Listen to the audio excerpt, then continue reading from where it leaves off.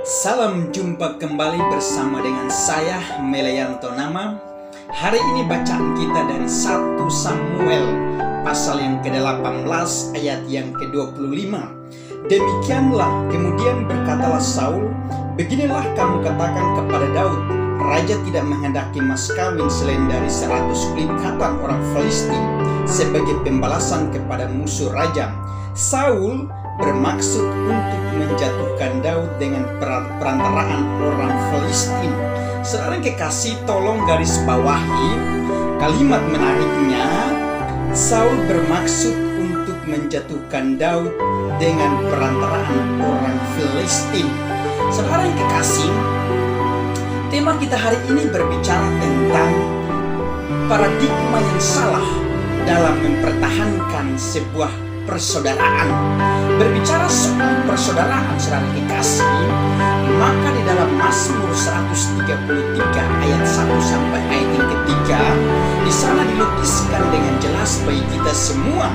Bahkan Mazmur menyatakan, Mazmur tersebut menyatakan bahwa ketika kita sebagai orang yang percaya kepada Tuhan, hidup di dalam kerukunan, persaudaraan yang baik, hidup dalam damai, hidup tanpa ada perselisihan, hidup tanpa ada permusuhan, bahkan hidup tanpa membuat sesuatu kegaduhan, bahkan tanpa membuat yang namanya kerusuhan, kericuhan, bahkan perselisihan di antara kita, maka Tuhan akan menjawab kehidupan yang demikian dalam diri kita dengan caranya Ia memerintahkan berkat kehidupan atas kehidupan kita sebagai orang yang percaya untuk selama-lamanya. Berkat kehidupan yang digambarkan atau dituliskan oleh Mazmur 133 itu ibaratnya adalah seperti minyak yang baik di atas kepala yang meleleh ke janggutnya Harun dan ke leher jubahnya daripada Harun itu.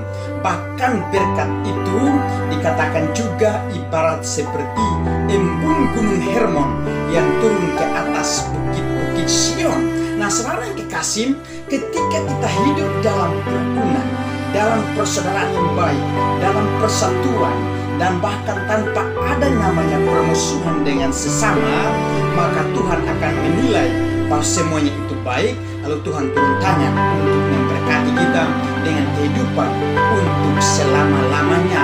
Saudara yang kekasih, paradigma yang salah di dalam mempertahankan sebuah persaudaraan atau sebuah persatuan atau sebuah kerukunan, semua itu dipicu oleh 3 hal yang sering kali orang salah memandang, bahwa yang menurutnya adalah itu baik, tetapi menurut orang lain belum tentu baik.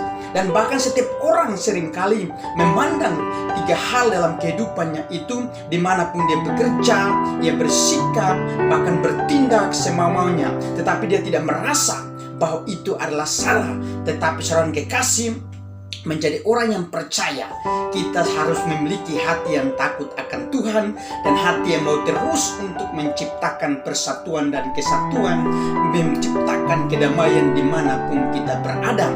Nah, hari ini ada 3 hal yang seringkali orang atau kita sebagai orang yang percaya kepada Tuhan, bahkan orang yang tidak percaya kepada Tuhan, bahkan di dalam dunia kerohanian maupun di dalam dunia sekuler yang kita tahu di setiap harinya, seringkali ada 3 hal yang dimana manusia salah memandang atau salah memandang dengan cara yang negatif, sehingga seringkali berakibat menjatuhkan dirinya sendiri maupun menjatuhkan diri sesamanya yang ada di sekitar di mana dia berada.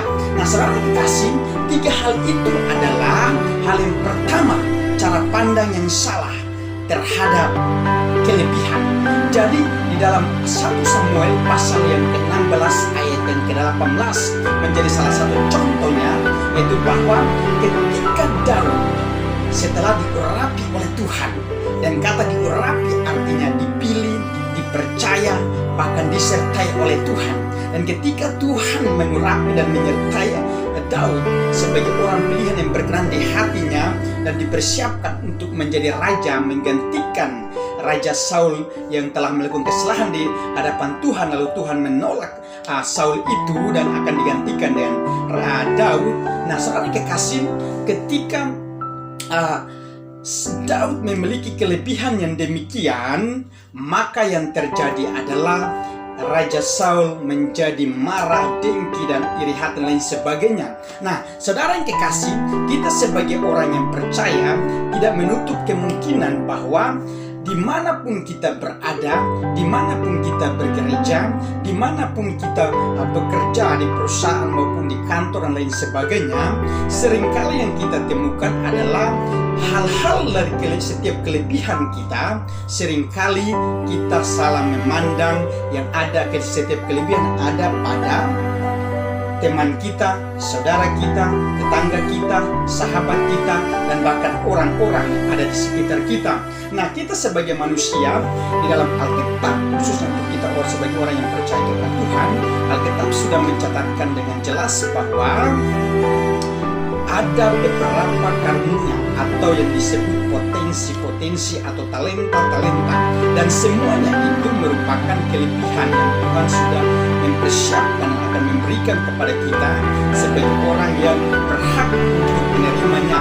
Tetapi setiap talenta, setiap karunia, setiap potensi yang kita miliki, ada berbagai perbedaan di antara kita. Ada yang memiliki kalau bahasa Alkitabnya menyatakan bahwa ada yang memiliki karunia mengajar, ada karunia untuk bernyanyi, ada yang namanya karunia untuk melakukan mujizat, ada yang namanya karunia untuk melakukan hal-hal yang besar dan lain sebagainya. Nah, saudara yang kekasih, di dalam semuanya itu ada sebuah tujuan yang seharusnya kita memahami, kita mengerti bahwa semua potensi atau kelebihan yang kita miliki adalah untuk mencapai tujuan daripada kehidupan kita sebagai orang yang percaya kepada Tuhan, bahkan terkhususnya untuk mencapai apa mau dan kehendak daripada Tuhan terhadap kehidupan kita. Nah, kelebihan-kelebihan ini bukan hanya ada di dalam kehidupan rohani saja, tetapi setiap kelebihan itu ada juga dalam kehidupan sekuler yang kita tahu di setiap harinya. Nah, ketika ada berbagai kelebihan-kelebihan, maka tujuannya adalah untuk saling melengkapi, mensupport, bahkan yang lemah kita kuatkan, yang tidak tahu apa kita harus memberikan pengetahuan dari apa yang kita miliki dan kelebihan yang kita miliki, menutupi sesama kita dimanapun kita berada atau kita bekerja, bahkan dimanapun kita tempat untuk kita beribadah. Nah, saudara kekasih, ketika orang seringkali memandang salah setiap kelebihan, ciri khasnya adalah dia akan merespon dengan kalimat, kenapa si A lebih baik daripada saya, dan kenapa si A yang seharusnya saya yang berada di posisi dia, tapi kenapa dia yang berada pada posisi yang dianggap paling penting. Nah, kita sebagai orang yang percaya kepada Tuhan, kita diajarkan tidak boleh memandang hal-hal yang negatif terhadap kelebihan sesama kita. Nah, kita diajarkan untuk kita harus benar-benar bisa menerima setiap kelebihan daripada orang lain, dan bahkan kita diajarkan untuk senantiasa bersyukur, sebab tujuan daripada setiap kelebihan yang ada di antara kita adalah untuk terus menjaga persatuan kita, untuk terus membangun kehidupan kita, dan bahkan untuk terus kita bekerjasama untuk mencapai tujuan yang kita ingin untuk mencapai. Nah, saudara yang kekasih, berbicara soal kelebihan, maka ketika Raja Daud memiliki kelebihan dan salah satu disertai Tuhan dan dimana apapun yang dilakukan menjadi berhasil, maka musuh yang paling terbesar yang ada di sekitar dia adalah sang pemimpinnya sendiri, yaitu adalah Raja Saul. Raja Saul tidak senang dengan Daud, bahkan Raja Saul bagaimana caranya merencanakan hal-hal yang jahat terhadap Daud. Tetapi ingat, kita sebagai orang yang percaya kepada Tuhan, ketika kita memiliki kelebihan, lalu kita ingin sedang dipersiapkan Tuhan untuk mencapai tujuan yang sesuai dengan kehendak Tuhan, maka apapun yang menghadang langkah kita, apapun persoalan yang ada di depan kita, percayalah, jika Tuhan bersama dengan kita, maka kita akan berhasil melakukan berbagai hal yang bisa menyenangkan hati Tuhan, hati sama, bahkan bisa menjadi berkat bagi banyak orang, sama seperti Raja Daud yang bisa berhasil dalam melakukan apapun. Nah, saudara kekasih, setiap kelebihan yang kita miliki, yang saya mengharapkan adalah saling menghargai, saling mendukung, saling mensupport, supaya tujuannya kita bisa tetap memuliakan nama Tuhan, meninggikan nama Tuhan dimanapun kita berada. Tidak perlu untuk kita mendengki, tidak perlu untuk kita cemburu, tidak perlu untuk kita merasa berkecil hati, tetapi kita harus ikut bersuka cita bersama dengan orang yang memiliki kelebihan di sekitar kita. Dan itulah hal yang pertama, saudara kekasih.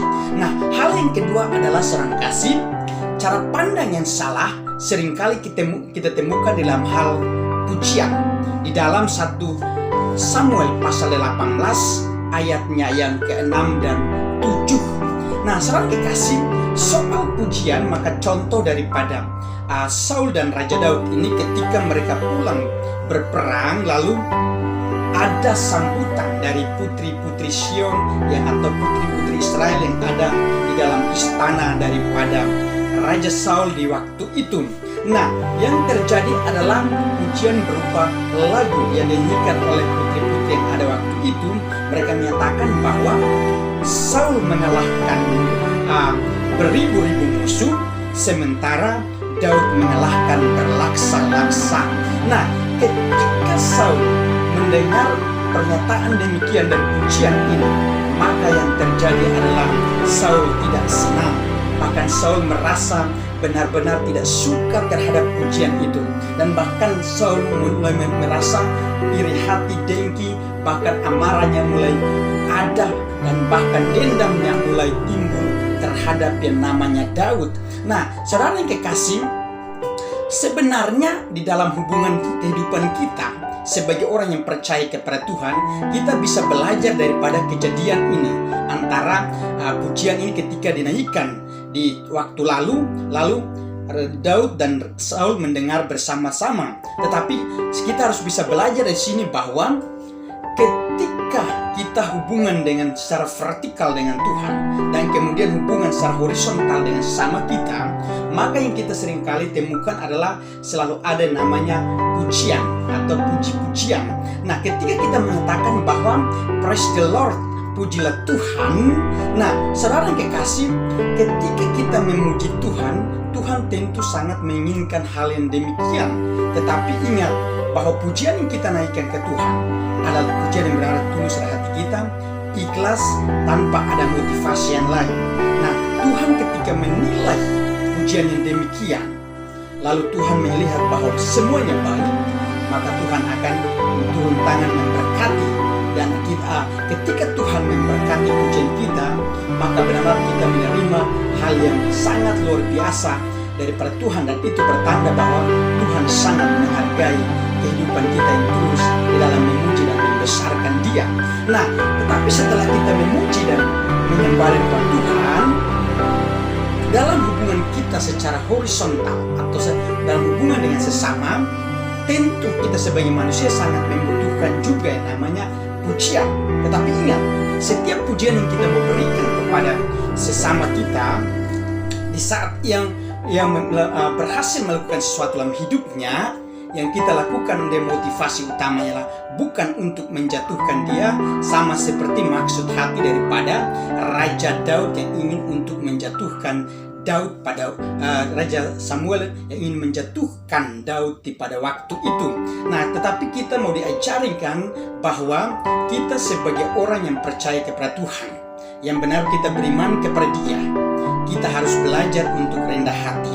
Kita harus memiliki satu motivasi khusus bahwa jika ingin untuk memuji sesama di saat dia sukses, berhasil, atau dia memiliki kelebihan dalam hidupnya, tujuannya adalah karena kita ingin untuk memotivasi dia untuk terus maju. Kita ingin untuk mensupport dia, menguatkan dia, bahkan membela dia, bahkan untuk mengangkat dia menjadi orang yang terbaik. Tetapi jika pujian yang kita berikan dengan motivasi untuk menjatuhkan, untuk menghancurkan, bahkan kita berharap kapan dia menjadi orang yang akan hancur berantakan dan gagal dalam hidupnya, itu hal yang tidak baik, kita harus jauhkan. Tetapi kita memuji adalah tujuannya adalah karena motivasi hati kita, karena menyakui setiap kelebihan dan sesama kita. Kita mensalut atas setiap keberhasilan sesama kita yang diraihnya. Jadi tidak ada motivasi yang lain. Tetapi jika motivasi yang lain yang tidak sesuai dengan kehendak Tuhan, yang tidak sesuai dengan kehendak sesama, bahkan tidak sesuai dengan apa yang diinginkan Tuhan untuk dalam hidup kita, maka kita harus benar-benar menjauhkan dari hidup kita.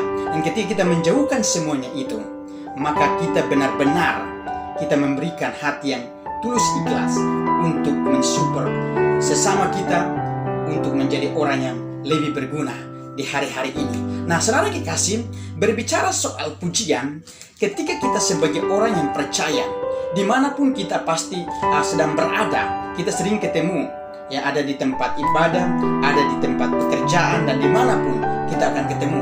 Setiap orang memiliki motivasi yang berbeda-beda untuk datang beribadah, untuk datang bekerja, dan lain sebagainya. Tetapi motivasi kita sebagai orang yang percaya kepada Tuhan, saat kita berada di tempat ibadah, saat kita di tempat pekerjaan, setiap pujian yang terbaik kita harus merespon dengan sebuah ucapan syukur. Kita tidak perlu untuk merespon dengan cara yang amarah, jengkel, dengki, iri, dan lain sebagainya. Tapi kita benar-benar mau belajar untuk menjadi berkat bagi banyak orang dengan menjadi teladan dalam hidup, dalam segala hal, dalam perkataan, dalam tutur kata, dalam setiap tingkah laku kita. Itulah hal yang kedua. Hal yang ketiga, saudara kekasih, cara pandang yang seringkali bermasalah dari manusia adalah soal hal jabatan. 1 Samuel pasal 18 ayat yang ke-8 dan 9. Nah, saudara kekasih, di sini dikatakan bahwa ketika Daud setelah diurapi oleh Tuhan, karirnya semakin meningkat, prestasinya semakin bagus, yang mengalahkan berlaksa-laksa musuh. Maka yang terjadi waktu itu, hati Raja Saul mulai berkata bahwa secara negatif, ia mulai berkata dalam hatinya, bisa-bisa jabatan raja berpindah darinya kepada Daud. Dan ketika Raja Saul memandang hal yang demikian, buruknya cara pandang yang demikian, itu membuat Saul menjadi orang yang benar-benar hidup di bawah tekanan. Dia benar-benar merasa menjadi musuh dengan Daud, bahkan dia sangat memusuhi Daud sendiri. Nah, saudara kekasih, sebenarnya ketika waktu itu, seandainya Raja Saul ia merespon dengan hati yang damai, sukacita, bahkan ia menyerahkan persoalan itu kepada Tuhan, maka yang terjadi adalah ia bisa tidak menjadi orang yang merasa memiliki musuh di sekitarnya, tetapi dia bahkan akan merasa hidupnya tetap bersatu dengan orang di sekelilingnya, khususnya bersama dengan Daud. Tetapi yang menghancurkan sebuah persatuan antara Saul dan Daud adalah Saul sendiri, dan bahkan kelakuan Saul sendiri, cara pandang Saul yang salah sendiri terhadap jabatannya dengan antara jabatannya dengan Daud. Maka yang terjadi adalah perpecahan, permusuhan, bahkan perkelahian, perselisihan di antara Saul dan Daud. Tetapi saudara kekasih, dari pelajaran ini kita bisa dapat terima bahwa, atau kita dapat belajar bahwa masalah soal jabatan di mana-mana kita sering akan ketemu. Kita yang sudah bekerja di tempat kerja kita pasti akan ketemu. Di tempat di mana kita berorganisasi, bahkan di mana tempat kita bernaung untuk bekerja maupun bekerja atau melayani Tuhan. Saudara kekasih, ingat, soal hal jabatan seringkali menjadi perebutan bagi banyak orang. Soal kursi jabatan seringkali orang akan berebut dengan berbagai macam cara, entah itu cara baik, jahat. Dia akan berjuang sebab tujuannya adalah untuk menjadi yang terbaik melalui sebuah jabatan. Dan ingat saudara kasih, secara sekuler ada berbagai jabatan yang kita bisa menghitung, bahkan sangat begitu banyaknya.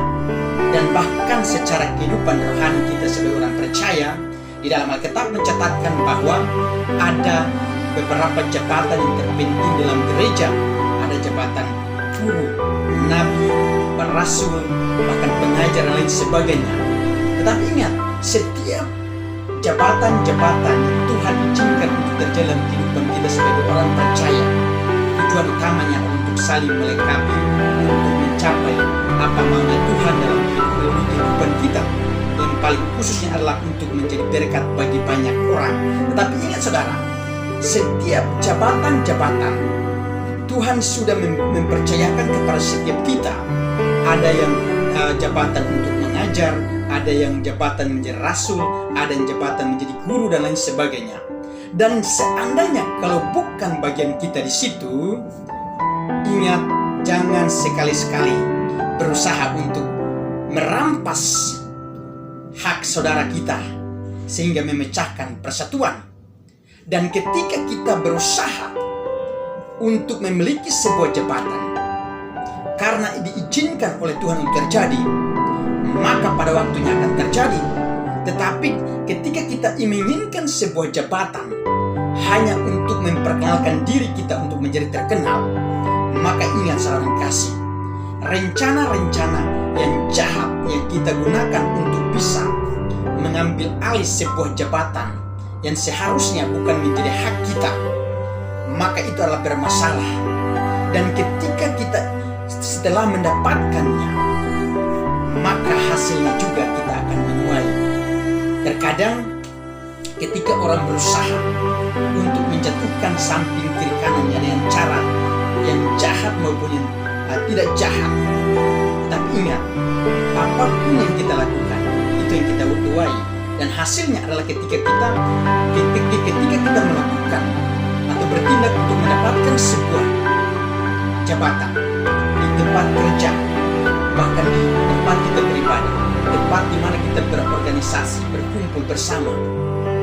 Dan ketika kita mendapatkan karena hasil kejahatan kita, maka hasilnya juga ketika kita memimpin atau memegang kendali dalam jabatan itu adalah kita melaksanakan itu tidak akan berjalan dengan sempurna dan bahkan bisa gagal untuk mencapai sebuah tujuan, sebab kita memperoleh dengan dasarnya melakukan sebuah kejahatan.